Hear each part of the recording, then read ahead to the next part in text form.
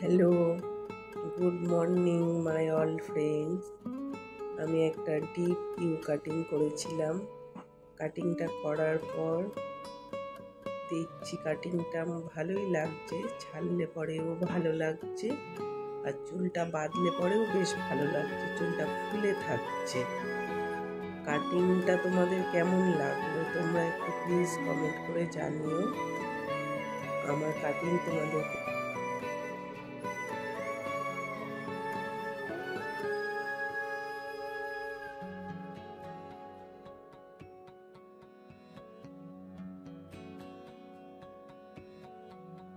लो मान लिया हमने, है प्यार नहीं तुमको, तुम याद नहीं हमको, हम याद नहीं तुमको, बस एक